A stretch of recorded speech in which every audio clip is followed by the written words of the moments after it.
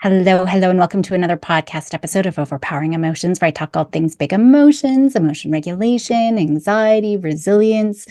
Last week, I looked at perfectionism and I ended on procedural thinking. So if you've missed last week, definitely listen to that because it's going to help set up the framework for what I'm going to talk about today.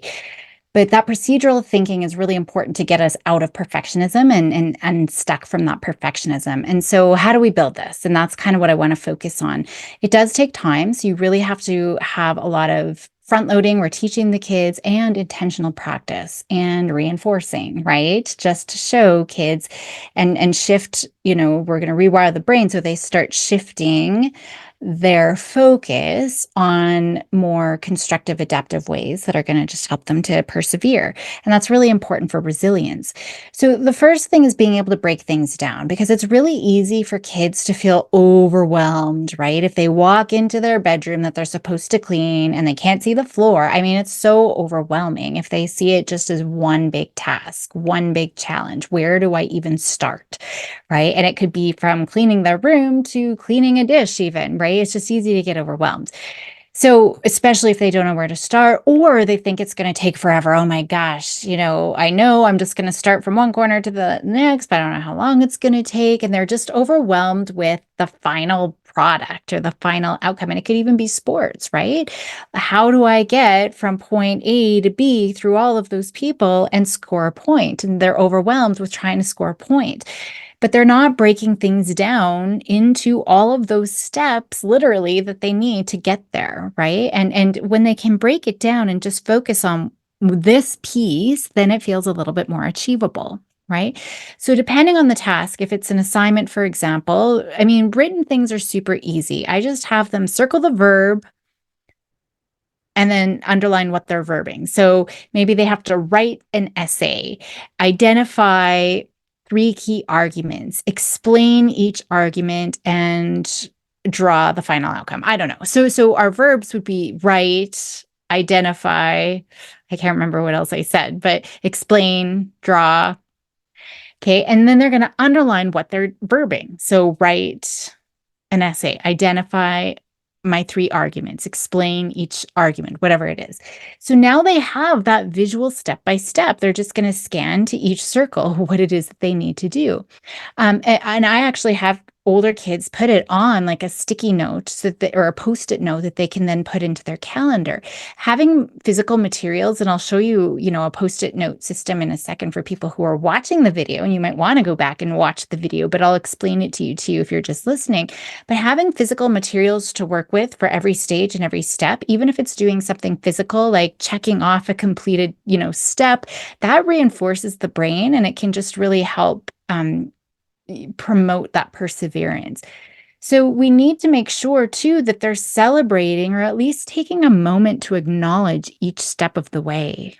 Right. And so having that visual and having manipulatives that they're using, and I use physical things myself, having that visual really helps kids see the progress. That's really important. And that's why, one of the reasons why video games are so motivating, that kids can see their journey. I can see I started at level 1 and now I'm at level 25. They can see that progress that they've made. And so going through this process and having those physical materials can be really reinforcing for the brain, which is important for resilience so that they keep going and not persevering, even if things are challenging.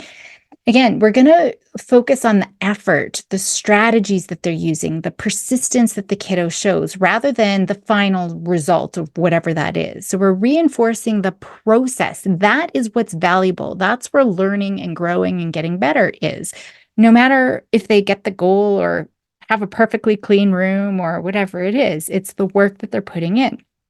So instead of saying things, you did a great job getting that A, you can talk about, I'm impressed by how much time you put into studying and how you approach those challenging questions, rather than saying, I love your perfectly clean room.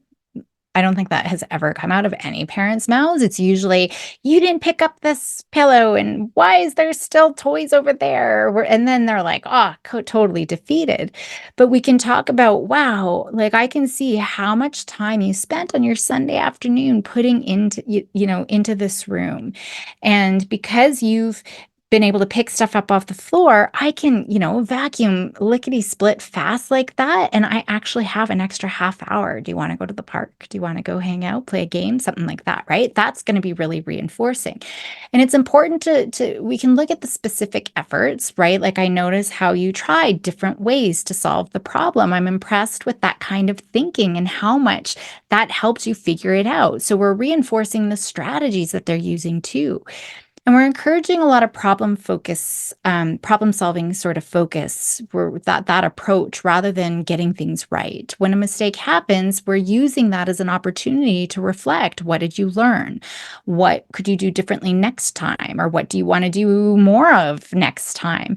So procedural thinking, it really thrives on that curiosity, which I'm always talking about what we need. That's important for managing anxiety, big emotions, resilience. So we're focusing on that exploration and trying new approaches and experimentation, right?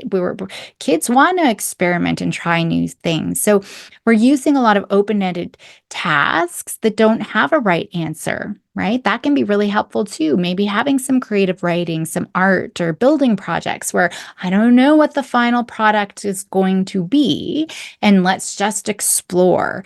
And that really helps kids focus on the process of creation rather than seeking approval on whatever the finished product or getting the right answer is or whatever.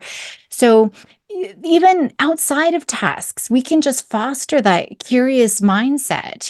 What do you think would happen if? What if, using those what if questions in a really helpful way? Or, I wonder, if we can find 5 different ways to approach this, 5 different ways to pick up your socks. I don't know, right? So we're just getting them to think outside the box. We're helping them reflect on their process in a very constructive way, focusing on what worked, what didn't work, what might I try next time, what might I continue doing next time. So again, open-ended questions are really helpful too to get them meta, getting them thinking, right? Even just asking them, how did you get started? How did you decide to start there? How did you know when you were done? Right? So that can be really important. And asking, even things like, what part of this process did you enjoy? What part was really challenging? And how did you handle that? How did you persevere through that? And I would take it even a step further and have a little success journal where they're writing or drawing about their process and their experiences and their learnings. And that can maybe be a guide for future things that worked too, or just as a reminder of, I remember when my room was this bad, or I remember when it was really hard when I was learning the new trick on skateboarding or whatever, but this is kind of what worked for me. We're going to be modeling our own mistakes as part of that learning experience too, right? I didn't get that recipe right, but now I know how to adjust it. Or last time I used the example of burning dinner. Or, whatever it is, let's try again. Or do you have ideas? And we're just modeling that procedural thinking in our tasks. We're verbalizing our process. Like, I'm trying to figure out the best way to organize my desk or to organize the Tupperware drawer, right? I can start this way. Oh, but I could also start that way. Well, I'm going to start this way because I think that would make more sense if I organized the lids first. I don't know, or making sure that all the lids actually match all of them. And then if that doesn't work, well, then maybe I'll try another way, just organizing them by shape and size next. I don't know. And again, asking them. I'm always asking kids for help with things and big ticket things, right? I think that'll be another topic for another time, just about getting them to do big ticket things, but letting kids see us problem solving. Maybe they've got ideas too, or asking their suggestion. Where do you think I should start? And they're seeing us adapting and adjusting when things aren't going as planned. And so we're showing resilience and we're showing some flexibility. In the classroom, I mean, really anywhere, all of these can help. But if you are an educator, maybe it's looking at process-oriented assignments, right? So instead of getting a final mark on the final assignment, they're getting marks on the steps, the drafts, the revisions, and it's the summation of all of those little pieces that inform their final grade, right? Rather than just one single final product. And then maybe they can get bonus marks for submitting their first drafts for feedback. And then demonstrating how they incorporated that feedback into their final product. So maybe that step also has some bonus points. And so we're emphasizing the learning from that feedback, the improvement from that feedback. We can do that in the home too, right? Like maybe allowance. I mean, I do not attach allowance with chores at all, but maybe you do. And so it's looking at the process. So you're getting money for the process of learning how to mow the lawn, right? Or for each of those little steps. It's not for the perfect job at the end of it. We can do, different grading rubrics, again, that reward the effort, the creativity, the process for learning rather than just the final grade. Highlighting those steps taken, the strategies that they've used, the persistence that they've shown. Even with sibling rivalry, I mean, for a long, I don't need to deal with it too much now because my girls just know I'm never going to step in. But if there was a time they were coming to me when they were younger, asking for help, I was asking them first. I'm not coming in to help you. And it's not even just sibling rivalry. It was for any task that they're working on. I'm not coming in to help you until you've told me 3 different ways that you've tried to figure this out. And what did you learn from that? And where are you still stuck? Right. And so they really had to think about this. I'm creating those opportunities out of challenges that are coming up naturally, right? So I think that that's really important, using activities that naturally emphasize the process. Maybe they're building blocks or doing puzzles or some sort of creative art.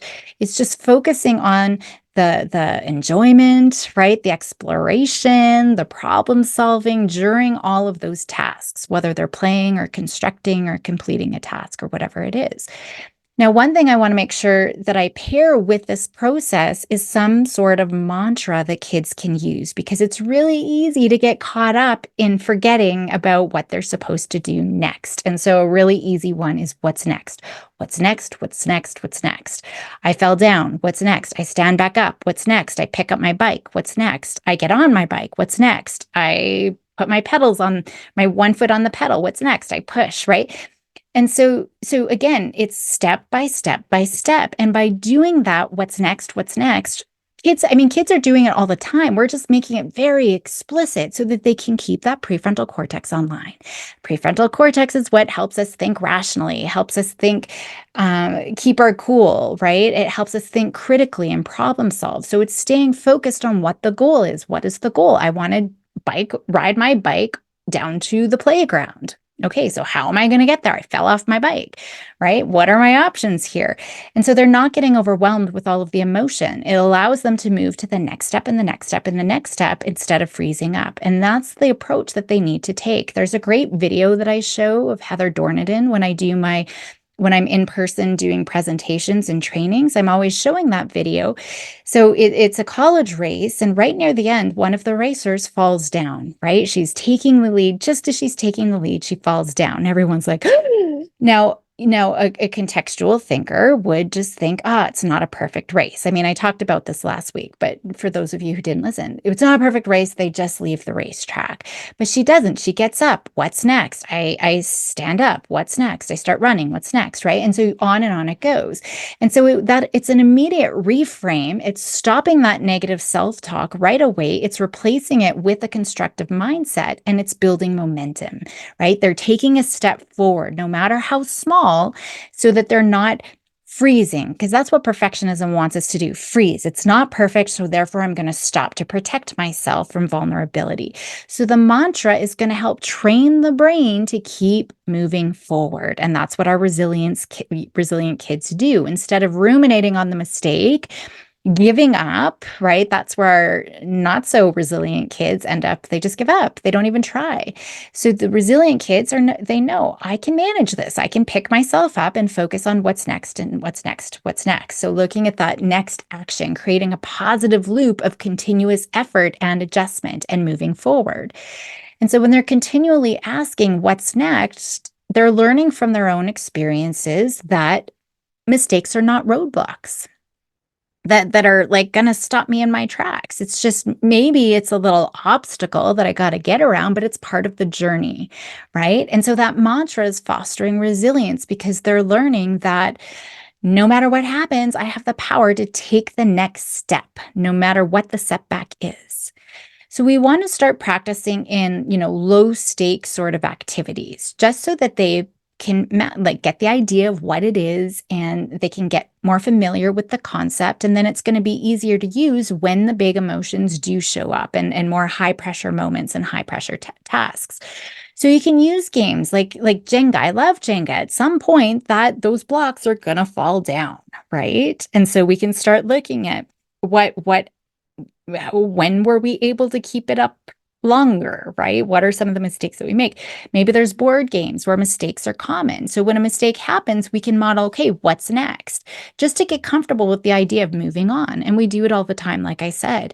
And then, at the end of the day, maybe we can reflect on some mistake of the day or something that happened in the day and what did they do next? So we're just making it so explicit because, like I said, we are doing it and they're doing it throughout the day. They just don't even realize. And so now we want to create this framework that they can now move and adapt and generalize to other emotion provoking situations. And so this is just reinforcing that habit of focusing on the next step, right? That's the framework. And so after using what's next, they need that time to reflect on how it actually helped. And so we're reinforcing the positive impact of that approach. And that's going to make it, more likely that they're going to use it again in the future. Right. So I think that that's really important. You can create a poster or some cards with what's next, so that they have that visual reminder to use that mantra. We just want to build the practice. Right. So it's not just telling our kids what's next. We want them to start internalizing it. And it's really through experiences and then us modeling that as well. So I'll leave it there for today. I do have more to add to this because there's a little bit more just to think about some of the procedural thinking that we can add on, but I don't want to overwhelm. I just want to give you a little bit to start practicing on. So that's the homework. Go and practice this procedural thinking. See where you can incorporate it throughout.